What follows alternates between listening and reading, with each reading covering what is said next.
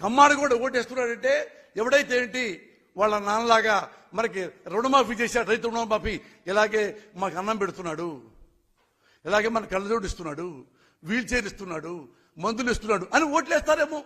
నువ్వు కూడా మన కమ్మాడికి చెప్పండి, నువ్వు కూడా మంచి పని చేయరా ఎదవా అని చెప్పండి. మీరు చెప్పరు.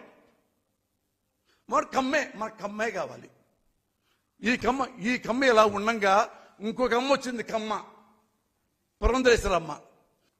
సుజనా చౌదరి మోసం విలువ 5,700. మరి ఇతను వామ్మో ఎప్పటి నుంచో ఇంటర్నేషనల్ బ్యాంకులో కూడా కాజేస్తున్నాడు చీఫ్ జస్టిస్ గారు, ఇంకా ఎమ్మెల్యే కాబోతున్నాడు, ఎమ్మెల్యే సీట్ ఇచ్చారు, వీడిని కూడా పట్టుకోండి అనలేదే.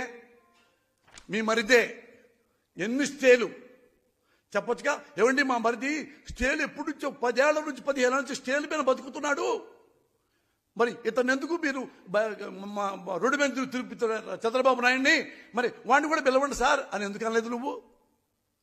సీఎం రమేష్ నీ కళ్ళ ముందేగా జంపే వచ్చాడుగా మీ బీజేపీకి, అతని మీద మొన్న కేసులు ఉన్నాయిగా, ఎప్పుడెప్పుడో కేసులు ఉన్నాయి. వీళ్ళు కేర్ ఆఫ్ అడ్రస్ లేనోళ్ళు, మరి సార్ ఇన్ని సంపాదిస్తున్నారు సార్, వీళ్ళందరూ తెగ తినేస్తున్నారు అని వీళ్ళందరికమ్మా చీఫ్ జస్టిస్ చెప్పొచ్చుకమ్మా. ఓన్లీ జగన్ మీద ఎందుకు చెప్పావు? కుళ్ళు, ఏడుపు, మన కమ్మోడు కాదని. ఇతను ఇలాగుంటే ఇంకా మంచి పనులు చేస్తాడు, ఇంకా మంచి పనులు చేస్తాడు, పెద్దోడైపోతాడు. మోడీని మించి వెళ్ళిపోతాడేమో రేపు, మోడీని మించి వెళ్ళిపోతాడేమో. అమ్మో ఎంబటే మా మరిది మళ్ళీ ఎట్లా సీఎం సీట్లో కూర్చోవాలని ఇతన్ని ఎలా నాశనం చేయాలో ఈమె అన్ని రకాలు. ఎక్కడ చింతామణి ఒకటి, బాలనాగమ్మ, పల్నాటి యుద్ధం ఉండేది కొన్ని ఉంటాయి. పల్నాటి యుద్ధంలో విలనగా ఒక లేడీ ఉంటుంది, అలా దాపురించింది ఆంధ్రప్రదేశ్కి.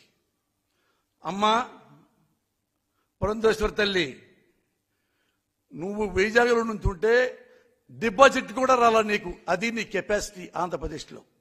కానీ కనీసం మనిషిగా బ్రతుకు.